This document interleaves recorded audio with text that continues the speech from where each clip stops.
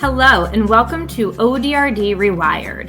I'm Kristin Allen, and this is where we explore the evolving landscape of literacy, dyslexia, and reading disabilities through the lens of policy, practice, and people. Today, I'm honored to be joined by two leaders from the Connecticut Association of Latino Administrators and Superintendents, or CALAS. CALAS is dedicated to fostering leadership, advancing equity, and ensuring Latino students and families have a strong voice in education across our state. In this conversation, we'll hear about their personal journeys into educational leadership, what inspired them to step into these roles, and the unique perspectives Latino administrators bring to schools. We'll also talk about the challenges school leaders face in diverse communities, the importance of equity and cultural identity, and the ways CALAS is preparing the next generation of leaders. Finally, we'll wrap up by asking each of them to share one key takeaway about leadership, equity, and supporting diverse communities that they want you, our listeners, to remember. So Dr. Benitez and Mr. Pabón, thank you so much for being here. I'm excited to get started. Thank you. So let's start with your personal journeys into leadership. Mr. Pabón, can you share a bit about your personal journey into educational leadership and what led you to CALAS? Yes, of course. Thank you. So for me, I started my career as a school psychologist, and my belief system in education has always been rooted in service and equity. And along the way, probably around year, 7 or 8, as a school psychologist, I had an administrator ask me if I had ever thought about going into leadership, in a leadership role. And that's what sparked kind of like, somebody believing that they saw something in me to pursue that. And almost probably immediately, I actually looked into it and began my 092 program and have had much success. I've now been in leadership roles in multiple districts, actually, for more of my career than I was a school psychologist.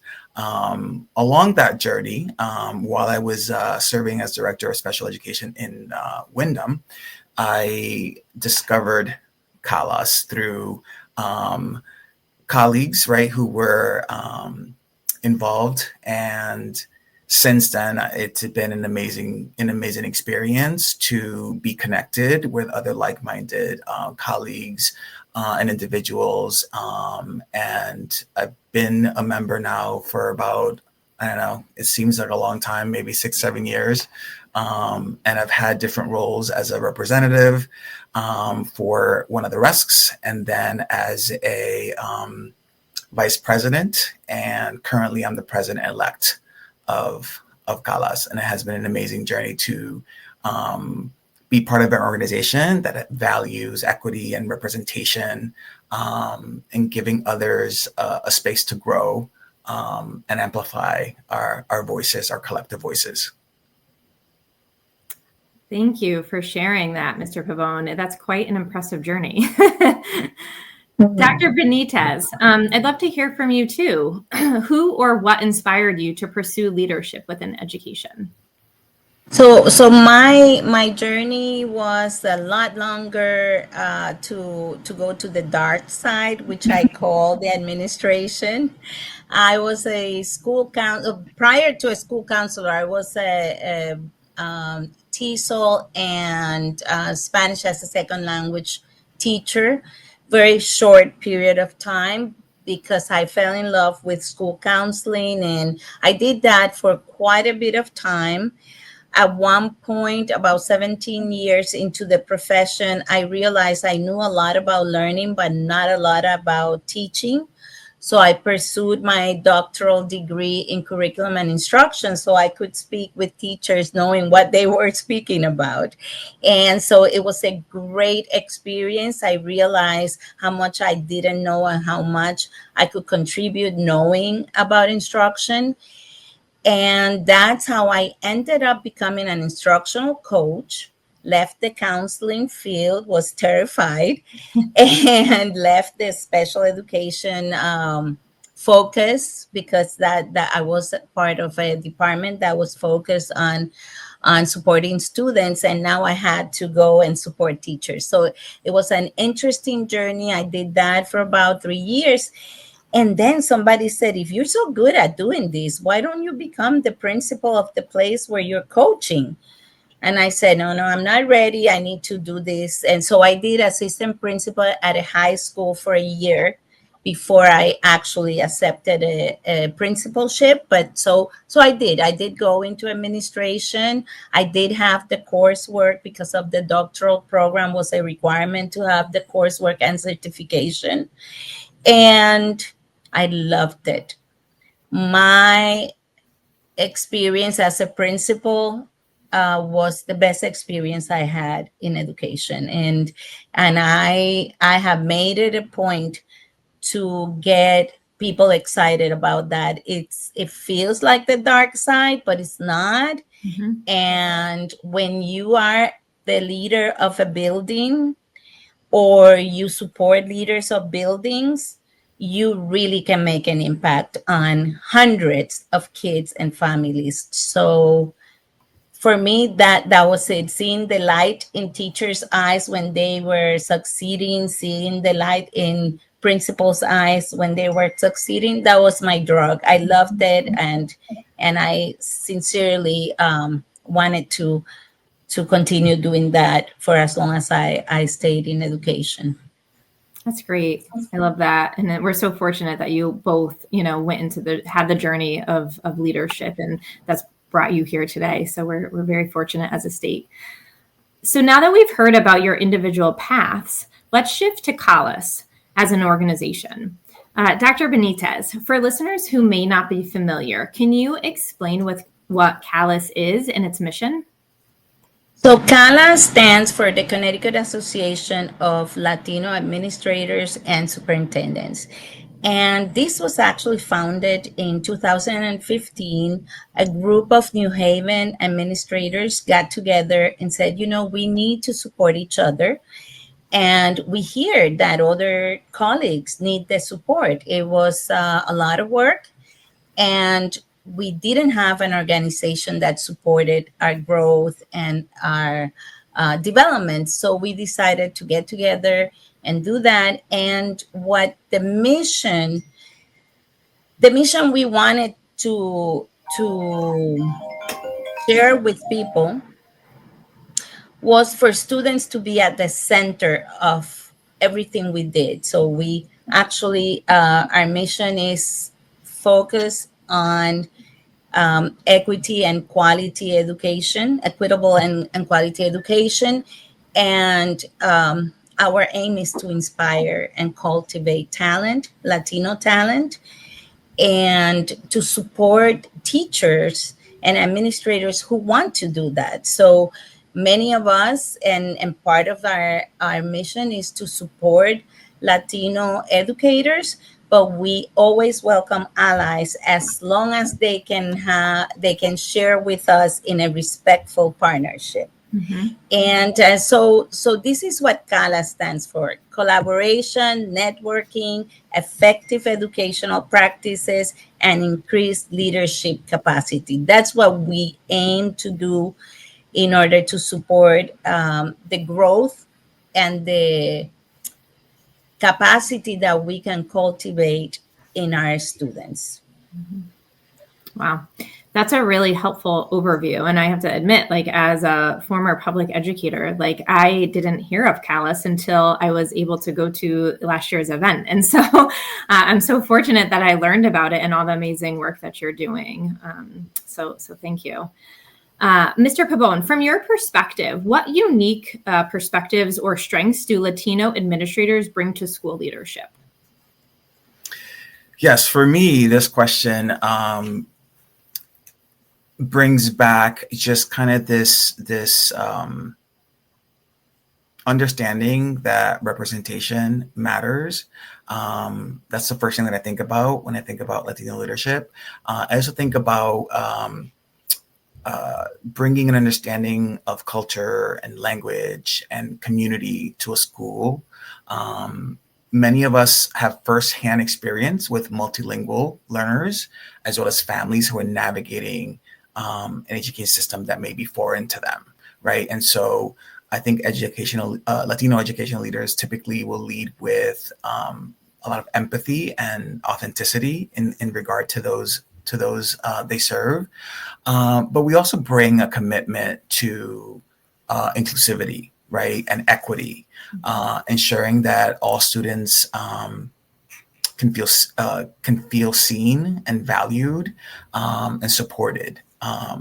So I think in general, we bring this ability to bridge cultures and build strong relationships, honor diversity, which is a strength. I do remember one of the things that continues to be a driving force for me, and I didn't say this earlier, but part of my journey is that I was born in Puerto Rico and I was raised here in the States. And one of my earliest experiences that I can remember is being in a school and being told that this is America and we speak English. And the impact that had on me over the years is also one of the reasons why I do what I do, because I think representation matters. And like I just said, having leaders that can lead with empathy, authenticity, and ensuring the students feel seen and valued and supported is not something that I experienced in those early years. And so having Latino leaders, I believe, allows schools to have a value for equity, like I said, diversity, enriching the school and strengthening outcomes, I believe, overall for every student. Having students feeling seen and valued is at the core of our Dyslexia Awareness Collaborative. So I'm glad that you focused on that in that response. It's so valuable in our field today. Absolutely. Yeah. CALAS clearly plays a vital role in fostering leadership. Let's talk about the broader landscape of educational leadership. Mr. Pabón, what do you see as the most pressing issue facing school leaders today, particularly in diverse communities? Yeah, that's such an important question, especially in today's current political climate. One of the most pressing issues, I believe, is addressing the inequities, right? Balancing social, emotional, academic needs of students alongside the challenges of teacher shortages, limited resources, budgets and finance, all the things that impact poverty and mental health, and taking those two things and trying to ensure that schools remain places of belonging and opportunity, right? I think especially now in this political climate that we have, these challenges are only magnified, especially for our immigrant families and Latino families and communities. The current rhetoric and political rhetoric is of creating this fear and mistrust and barriers to access, which is everything that we stand for against, right? Or stand against, right? And making it harder really for families to engage fully in schools. I have heard so many stories of students who are undocumented, who have fear of coming to school, who have stopped coming to school altogether, and not just in Connecticut. This is across our nation, and it's just sad. And so today, more than ever, it's so important to ensure that we have a voice and that we stand up for those who feel like they don't have a voice and don't feel represented. We stand for the equity piece, and we stand for ensuring that all voices are heard. And right now, we feel that our community, especially and particularly, is being targeted, for lack of a better word, right? And I think those are the most pressing issues that we're facing right now. Yeah. Or at least some of them. Mm-hmm. Yeah, you've definitely raised some powerful points about what leaders are navigating right at this moment in time. Dr. Benitez, could you share an example of a challenge you faced as a leader and how you worked through it? Yes, one thing that I experienced as a school principal in a Latino neighborhood and with a 98% Latino population in my building was the very limited resources and the very high demands of the mandates in Connecticut. I was very successful. I was able to meet that challenge, but I will tell you, I had to bring my team together and make them understand that every child had a potential, and they did. And how I did that, I talked about myself, my childhood, and my difficulties growing up, but I didn't tell them it was about me. And I said, you most probably think this child cannot be successful. And I said, well, what are things that you see? And they would, they told me how they don't think this kid is going to end up doing well or finishing college. And I said, this is me. This was my life. And I have a PhD. So I think if we all looked at kids not as what we think they are, but as potentially what they could be. And so we work together in that premise, and we were able to raise our students' achievement to the point that we were competing with other schools in our district that had Yale professors as parents. And that was a great accomplishment, but it wasn't easy, and it wasn't without the support of teachers, parents. We taught parents about curriculum.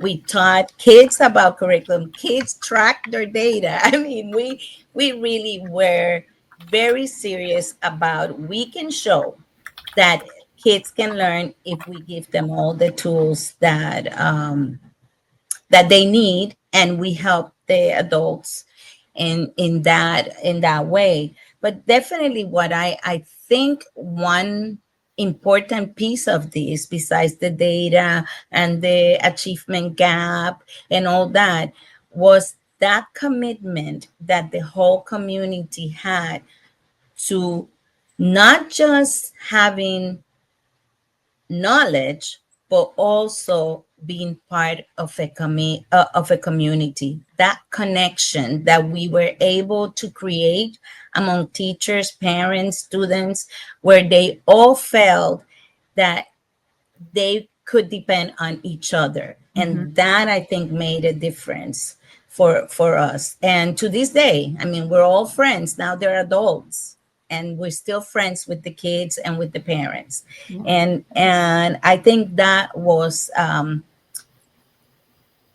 that is an important thing to highlight, the connection that we can make with families. And if we believe the students can learn, they will learn. Yeah, that community family school partnership is invaluable, in my opinion, in terms of student progress and reaching that potential that you're speaking of. Definitely. And you kind of mentioned this, you talked about this a bit, but we know leadership isn't just about adults, right? It directly impacts students and families. So let's focus on equity and student success at this moment. Mr. Pabón, how do you see leadership roles shaping the experience of Latino students and families in Connecticut? Yes, so I think leadership roles play a very powerful role in shaping these experiences. When leaders, especially Latino leaders, are in positions that are decision-making roles, families and students can see themselves reflected in the system, and that representation builds on the trust, builds on the strengths and the relationships that they have in that school. It also means that we have an opportunity to create policies, right? Influence policies, create policies, practices, and school cultures, right? That can continue to affirm student identities, honor their languages, as well as open doors to opportunities. These type of leadership roles can help ensure that families also feel heard, right, and valued, and that we can see Latino students, that they can see themselves have a future, not just as learners, but as future leaders, right? And this is why I said earlier, representation matters. And not just so that a student can see themselves reflected, but it's important for all students, regardless of their background, right? To be able to see different people from different backgrounds in leadership roles. I think it's a, two-sided coin here in regards to that. It's not just about the student of color seeing a leader of color. It's all students from all backgrounds, right? Okay. And I think that's important. I think it's also important for leaders to be in a position where they can begin to change the mindset, right, of certain educators. Because as I said earlier, right, sometimes we hear amazing stories that educators can provide and the power that a teacher can say to a child that can change their course of action. But there is a negative side to that as well, right? They can build a student and they can also send a student in the wrong direction. I think understanding that and making sure that they use that leadership role to change that mindset so that students feel seen. And this can have a profound impact on shaping the life of a child. Yeah, so insightful. Thank you, Mr. Pabón. Dr. Benitez, building on that, how can school systems better support bilingualism and cultural identity in education? So I always think about professional development. I believe that districts that engage in culturally responsive professional development are able to learn, are able to support teachers and staff, because we know that even the cafeteria worker is an important person, a bus driver, everybody. If we engage everybody in culturally responsive practices, it's a great thing. However, I have to say that we must support teachers by engaging them in deep understanding of how cultures may differ and may seem foreign at times, but however, that culture can bring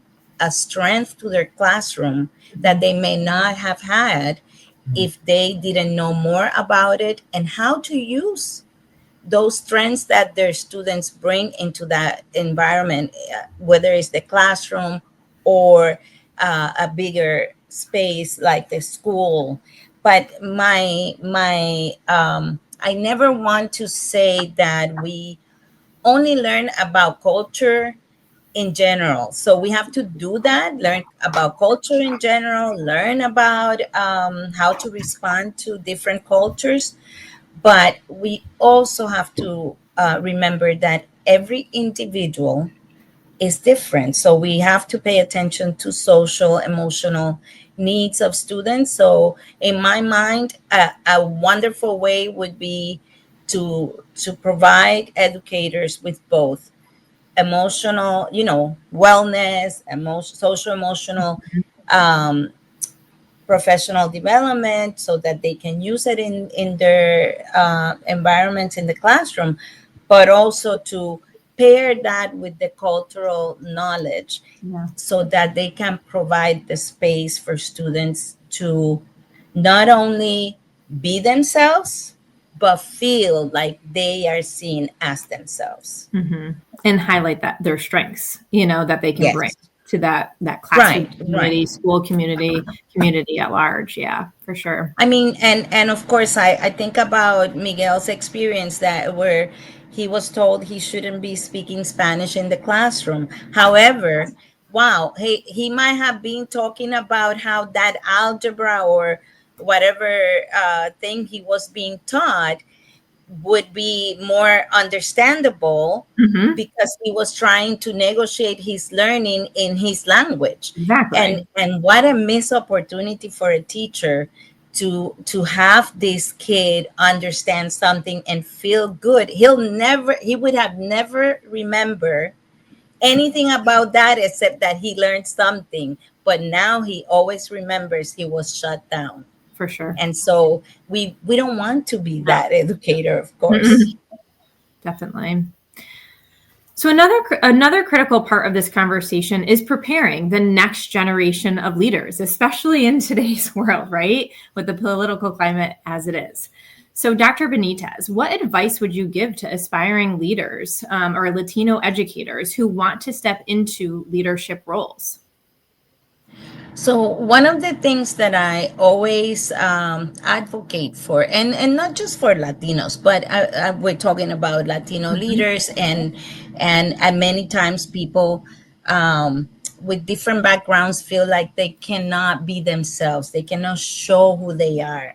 In my mind, I always wanted people to know that I felt pride for who I was. That yes, I was a Puerto Rican, but I was an American. I was an educator. I want Latino leaders to celebrate who they are, the multicultural, the multiracial, their multiple understanding that they have of the world. I mean, we are so multiracial. Latinos, we have, and we love each other. We don't have this thing that, well, maybe some people, but for the most part, you speak my language, you are part of my brotherhood, sisterhood. And so I want us to always feel pride in that is very unique, and that we have been a good model for others on how we can help each other and be part of a multiracial, multicultural society, and yet we don't stop being who we are individually. Mm-hmm. So I want people I want Latinos to always think about that, and also to always remember that poverty does not define us. Mm-hmm. It's the potential, the capacity that we have to enter different places and adjusting to that new thing, because we've learned to do that. And so I want us to always think about how we can succeed and how we can help our kids succeed. I want all Latinos, whether they are students or teachers or leaders, to remember that only us individually we can empower ourselves. Other people can give us the space, but we have to believe in ourselves. And so that will be what I recommend to anyone, regardless of your culture, but in this case, most definitely to Latinos. That's such great advice, Dr. Benitez. Mr. Pabón, can you talk about how CALAS is nurturing the next generation of leaders? Absolutely. I love this question because it relates back to our mission. At the core of our mission, right, is about advancing equitable education for all students by increasing that Latino leadership, representation, providing mentorship, professional development, advocating for policies that empower our communities.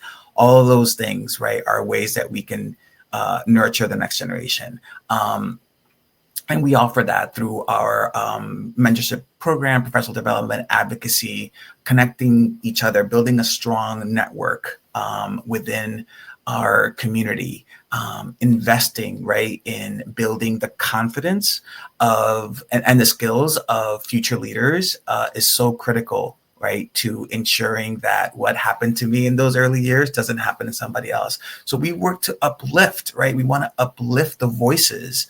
We want for others to see that there have been many before us who have paved the way.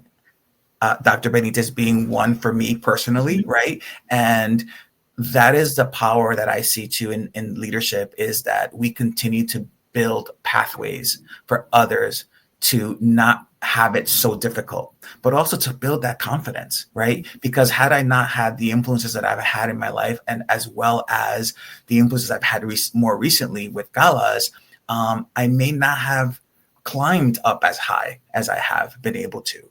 And so I think that's how we nurture the next generation. We want to make sure that we are believing in the value of our voices and our stories, because many of our stories, the more that I hear them, are not very different. They have certain, things that are different, but at the core, there are many stories that are very similar, and it gives you this different sense, right? Abby talked about how I felt in those early years. It gives you a different sense when you hear somebody else's story, and it sounds like, oh, wow, I wasn't the only one who experienced that, right? And what are we doing about it, right? What are we doing? And so at its core, CALAS is about opening doors and ensuring that those voices, those talents, those experiences of Latino leaders are not only represented, but also help shape the future of education for all students.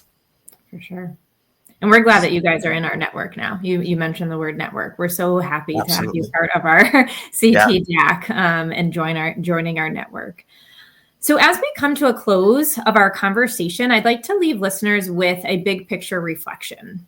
So this is a question for both of you. If you could leave our listeners with one takeaway about leadership, equity, or supporting diverse communities, what would it be? I in my mind, I think what we I'm sorry, I jumped in. We all have to remember that we may come from different places, but we share this space. We share this quilt that we built in Connecticut. I mean, I have been in many places, but Connecticut is one place where you can learn about new things, yet not feel as an outsider. And I find that my colleagues, whether they are like me or they look different from me, they understand that we have to have a respectful partnership. And I want all of us to remember that no matter what's the political environment, that we don't forget that in the end, we are in the trenches together. And as that, we need to support each other so that group of people is diverse and can help each other grow. So I cannot say enough about the importance of being partners in what we do in Connecticut. So true. We love being your partner at the Office of Dyslexia and Reading Disabilities. How about you, Mr. Pabón? Yeah, I couldn't agree more with Dr. Benitez. It's so true as she talks about this quill, and I would similarly talk about the fabric, right? The fabric of what we stand for in Connecticut.